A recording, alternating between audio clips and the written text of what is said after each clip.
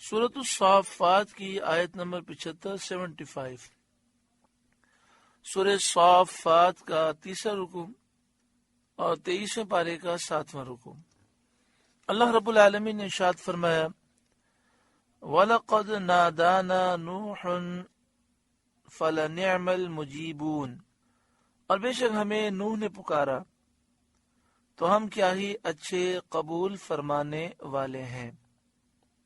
یعنی نوح علیہ السلام نے اللہ تعالیٰ کی بارگاہ میں اپنی قوم کے عذاب اور ہلاک کی درخواست کی تو اللہ تعالیٰ نے ان کی دعا قبول فرمائی اور نوح علیہ السلام کی مدد فرمائی دشمنوں کے مقابلے میں، اور اللہ تعالیٰ نے دشمنوں سے انتقام لیا اور انہیں غرق کر کے ہلاک کر دیا۔ وَنَجَّيْنَاهُ وَأَهْلَهُ مِنَ الْكَرْبِ الْعَظِيمِ، اور ہم نے نوح کو اور نوح کے گھر والوں کو بڑی تکلیف سے نجات دی۔ وَجَعَلْنَا ذُرِّيَّتَهُ هُمُ الْبَاقِينَ، اور ہم نے ان کی اولاد باقی رکھی۔ تو اب دنیا میں جتنے انسان ہیں سب حضرت نوح علیہ السلام کی نسل سے ہیں۔ حضرت عبداللہ بن عباس رضی اللہ تعالی عنہما سے مروی ہے کہ حضرت نوح علیہ السلام کے کشتی سے اترنے کے بعد ان کے ساتھ جس قدر مرد و عورت تھے سبھی انتقال کر گئے سوا آپ کے بیٹوں کے، آپ کی اولاد کے۔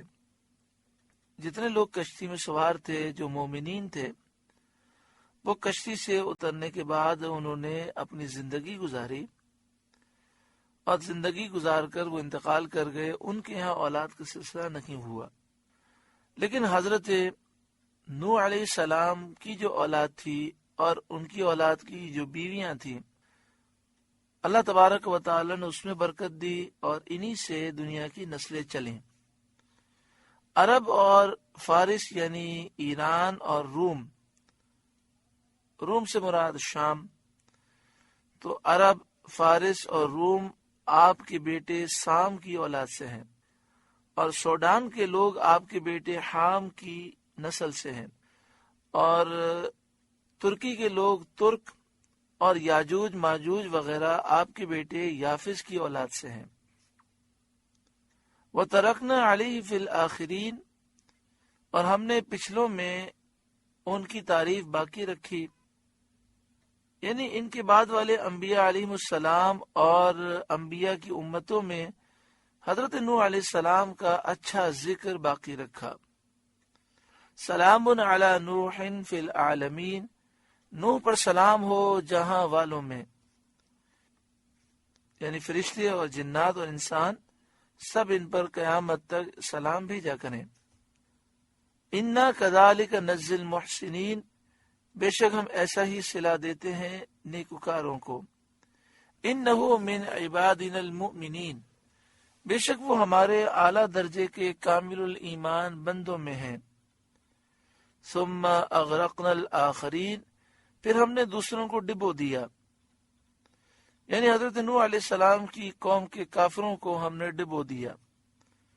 وَإِنَّ مِن شِيعَتِهِ لَإِبْرَاهِيمَ، اور بے شک اسی گروہ سے ابراہیم ہیں، یعنی حضرت ابراہیم علیہ السلام حضرت نوح علیہ السلام کے دین اور ملت اور انہی کے طریقے اور سنت پر ہیں۔ ایک روایت میں یہ ہے کہ حضرت نوح علیہ السلام اور حضرت ابراہیم علیہ السلام کے درمیان 2640 سال کا زمانی فرق ہے، اور دونوں حضرات کے درمیان جو عہد گزرا ایک روایت کے مطابق اس میں صرف 2 نبی ہوئے ہیں، حضرت ہود اور حضرت صالح۔ انہیں حضرت نوح علیہ السلام اور حضرت ابراہیم علیہ السلام کے درمیان 2 نبی ہیں، حضرت ہود، حضرت صالح، یہ ایک روایت ہے۔ اور آپ کے درمیان جو فاصلہ ہے حضرت نوح اور حضرت ابراہیم علیہ السلام کے درمیان وہ 2640 سال کا ہے۔ اذ جاء ربہ بقلب سلیم، جبکہ اپنے رب کے پاس حاضر ہوئے غیر سے سلامت دل لے کر، یعنی حضرت ابراہیم علیہ السلام نے اپنے دل کو اللہ تعالیٰ کے لیے خالص کیا اور ہر چیز سے فارغ کر لیا۔ اذ قال لأبیہ وقومہ ماذا تعبدون، جب ابراہیم نے اپنے باپ اور اپنی قوم سے فرمایا تم کیا پوچھتے ہو، یہاں باپ سے مراد آپ کا چچا ہے، یہ آپ نے توبیخ کے طور پر جھڑکنے کے لیے اور ان پر زجر کرنے کے لیے آپ نے فرمایا ماذا تعبدون، تم کیا پوچھتے ہو، ائفکن آلہۃ دون اللہ تریدون، کیا بہتان سے اللہ کے سوا اور خدا چاہتے ہو، فما ظنکم برب العالمین، تو تمہارا کیا گمان ہے رب العالمین پر، جب تم اللہ کے سوا دوسرے کو پوجو گے تو کیا وہ تمہیں عذاب کے بغیر چھوڑ دے گا، باوجود اس کے کہ تم جانتے ہو کہ اللہ تعالیٰ ہی حقیقی طور پر نعمت دینے والا، عبادت کا مستحق وہی ہے۔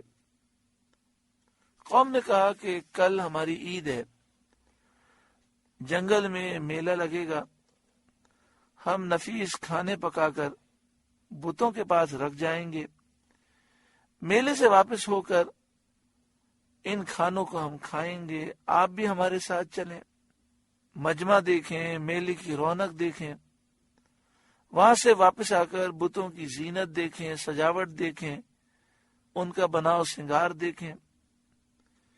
یہ تماشا دیکھنے کے بعد ہم سمجھتے ہیں کہ آپ بت پرستی پر ہمیں ملامت نہ کریں گے، بلکہ آپ کو بھی یہ سارے کام اچھے لگنے لگیں گے۔ فَنَظَرَ نَظْرَةً فِي النُّجُومِ، پھر ابراہیم نے ایک نگاہ ستاروں کو دیکھا۔ آپ کا دیکھنے کا انداز ایسا تھا جیسے ستارہ شناس نجوم کے جو ماہرین ہوتے ہیں وہ ستاروں کے مواقع دیکھتے ہیں اور اتصالات اور انصرافات کو دیکھا کرتے ہیں اور اس سے وہ کوئی نتیجہ نکالتے ہیں۔ تو آپ نے اس انداز میں ستاروں کو دیکھا۔ فقال انی سقیم، پھر کہا میں بیمار ہونے والا ہوں۔ جو آپ کی قوم تھی یہ نجوم کی بہت زیادہ معتقد تھی، وہ سمجھی کہ حضرت ابراہیم علیہ السلام نے ستاروں سے اپنے بیمار ہونے کا حال معلوم کر لیا ہے۔ اب یہ کسی متعدی بیماری میں مبتلا ہونے والے ہیں، اور متعدی بیماری سے وہ لوگ بہت زیادہ خوف رکھتے تھے۔ متعدی اس بیماری کو کہتے ہیں جو پھیلتی ہے اور دوسرے کو لگ جاتی ہے۔ شرعی مسئلہ یہ ہے کہ کوئی بیماری دوسرے کو لگتی نہیں ہے، لیکن بہت سارے لوگ کسی بیماری کو متعدی سمجھتے ہیں۔ حضرت صدر الافاضل مولانا نعیم الدین مراد آبادی علیہ رحمہ تفسیر خزائن العرفان میں لکھتے ہیں شرعاً کوئی بیماری متعدی نہیں، شرعاً کوئی مرض متعدی نہیں ہوتا، یعنی ایک شخص کا مرض، ایک شخص کی بیماری بے عینی ہی دوسرے میں نہیں پہنچ جاتی، ایک شخص کا مرض بے عینی ہی دوسرے میں نہیں پہنچ جاتا۔ مادوں کے فساد اور ہوا وغیرہ کی سمتوں کے اثر سے ایک وقت میں بہت سے لوگوں کو ایک طرح کے مرض ہو سکتے ہیں، لیکن حدوث مرض کا ہر ایک میں جدا گانا ہے، کسی کا مرض کسی دوسرے میں نہیں پہنچتا۔ یہ مراد یہ ہے کہ ہواؤں میں جراثیم ہوتے ہیں، مادے فاسد ہوتے ہیں، اس کی وجہ سے ایک ساتھ کئی لوگ بیمار ہو سکتے ہیں، لیکن یہ نہیں ہے کہ ایک شخص کی بیماری بے عینی دوسرے میں آ گئی اور اس کی وجہ سے دوسرا بیمار ہو گیا، یہ سوچ اسلامی نہیں ہے۔ دوسرا حضرت صدر افاضل علیہ رحمہ لکھتے ہیں علوم نجوم، علم نجوم حق ہے، نجومی کا جو علم ہے، نجوم کا جو علم ہے وہ ثابت ہے، لیکن سیکھنے میں مشغول ہونا منسوخ ہو چکا، ہمیں سیکھنا نہیں چاہیے۔